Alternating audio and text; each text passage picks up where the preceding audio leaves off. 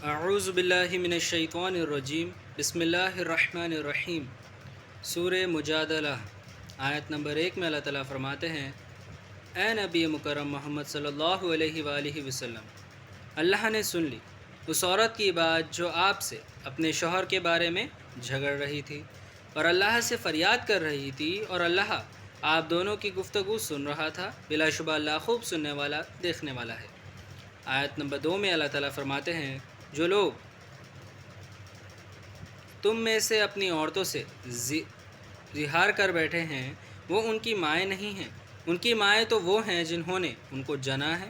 بے شک انہوں نے نامعقول اور جھوٹ بات کہی ہے، اور بے شک اللہ معاف کرنے والا بخشنے والا ہے۔ آیت نمبر 3 میں اللہ تعالیٰ فرماتے ہیں، اور جو لوگ اپنی بیویوں سے زہار کر بیٹھے ہیں پھر اپنی بات سے لوٹ جانا چاہیں تو ان کو ہم بستر ہونے سے پہلے ایک غلام آزاد کرنا ضروری ہے۔ اس حکم کے ذریعے تم کو نصیحت دی جاتی ہے، یعنی وارننگ دی جاتی ہے، اور اللہ خوب دیکھ رہا ہے جو بھی تم کرتے ہو۔ آیت نمبر 4 میں اللہ تعالیٰ فرماتے ہیں، تو جس کو کوئی غلام نہ ملے تو وہ 2 مہینے کے روزے لگاتار اپنی بیوی سے ہم بستر ہونے سے پہلے پورے کر دے، اور جس کو یہ بھی قدرت حاصل نہ ہو تو 60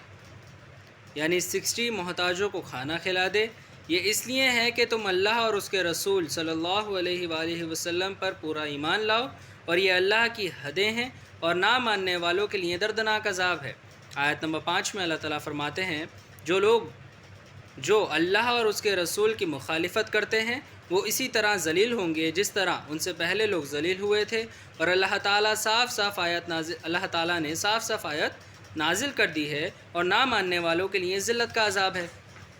آیت نمبر 6 میں اللہ تعالیٰ فرماتے ہیں، اس دن جب اللہ ان سب کو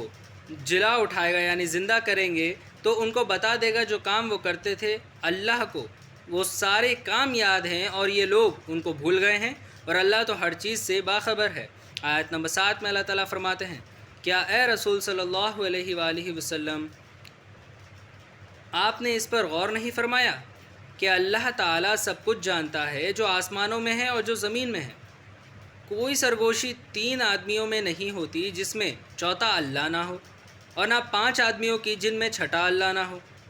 اور نہ اس عدد سے کام میں ہوتی ہے اور نہ اس سے زیادہ میں، مگر یہ کہ اللہ ان کے ساتھ ہوتا ہے خواہ کہیں ہو۔ پھر وہ ان سب کو بتا دے گا قیامت کے دن جو کچھ انہوں نے کیا ہے، کیونکہ اللہ ہر چیز سے واقف ہے۔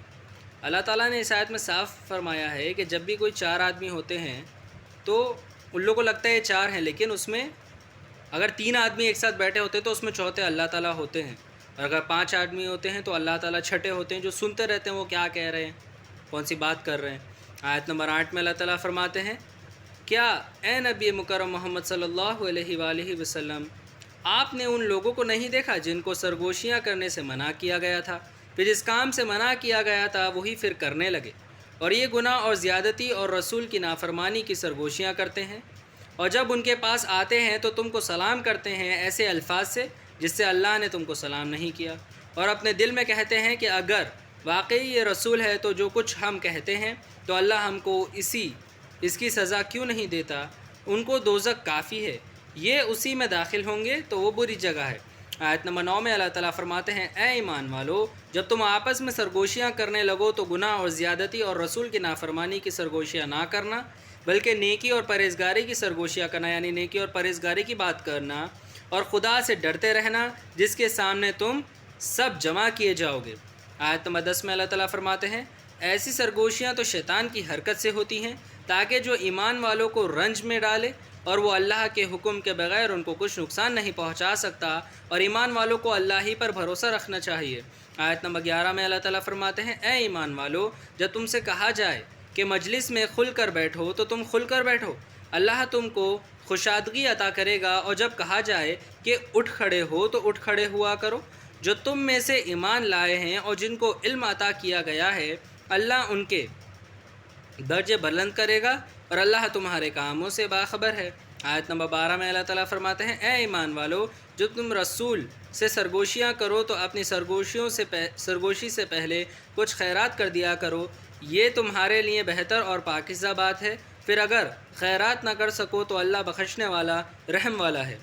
آیت نمبر 13 میں اللہ تعالیٰ فرماتے ہیں، کیا تم اس بات سے ڈر گئے کہ رسول سے سرگوشی کرنے سے پہلے خیرات کر دیا کرو، پھر جب تم نے اس کو نہیں کیا تو اللہ نے تم کو معاف کر دیا، تو تم نماز پابندی سے پڑھتے رہو اور زکوٰۃ دیتے رہا کرو اور اللہ اور اس کے رسول کی اطاعت کرو، اور جو کچھ تم کرتے ہو اللہ اس سے خبردار ہے۔ آیت نمبر 14 میں اللہ تعالیٰ فرماتے ہیں، کیا تم نے ان لوگوں کو نہیں دیکھا کہ وہ ایسے لوگوں سے دوستی کرتے ہیں جن پر اللہ کا غضب ہوا، وہ نہ تم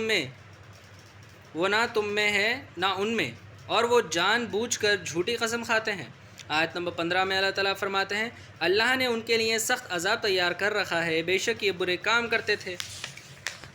آیت نمبر 16 میں اللہ تعالیٰ فرماتے ہیں، انہوں نے اپنی قسموں کو ڈھال بنا لیا ہے، پھر لوگوں کو اللہ کے راستے سے روکتے ہیں تو ان کے لیے ذلت کا عذاب ہے۔ آیت نمبر 17 میں اللہ تعالیٰ فرماتے ہیں،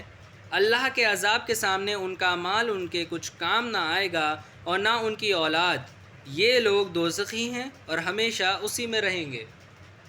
آیت نمبر 18 میں اللہ تعالیٰ فرماتے ہیں، اس دن اللہ ان سب کو زندہ کر دے گا، تو جس طرح تمہارے سامنے یہ قسم کھاتے ہیں اسی طرح اللہ کے سامنے بھی قسم کھائیں گے اور خیال کریں گے کہ ہم کسی اچھے حال میں ہیں، خبردار یہ بڑے جھوٹے ہیں۔ آیت نمبر 19 میں اللہ تعالیٰ فرماتے ہیں، شیطان نے ان پر قابو پا لیا ہے تو اللہ کی یاد کو ان سے بھلا دیا ہے، یہ جماعت شیطان کا لشکر ہے، خبردار شیطان کا لشکر نقصان اٹھانے والا ہے۔ آیت نمبر 20 میں اللہ تعالیٰ فرماتے ہیں، جو لوگ خدا اور اس کے رسول صلی اللہ علیہ وآلہ وسلم کی مخالفت کرتے ہیں وہ نہایت ذلیل ہوں گے۔ آیت نمبر 21 میں اللہ تعالیٰ فرماتے ہیں، اللہ نے یہ بات لکھی ہے کہ میں اور میرے پیغمبر ضرور غالب رہیں گے، بلا شبہ اللہ قوت والا اور زبردست ہے۔ آیت نمبر 22 میں اللہ تعالیٰ فرماتے ہیں، جو لوگ اللہ اور روز آخرت پر یقین رکھتے ہیں تم ان کو اللہ اور اس کے رسول کے دشمنوں سے دوستی کرتے ہوئے نہ دیکھو گے، خواہ وہ ان کے باپ یا بیٹے یا بھائی یا خاندان ہی کے لوگ ہوں،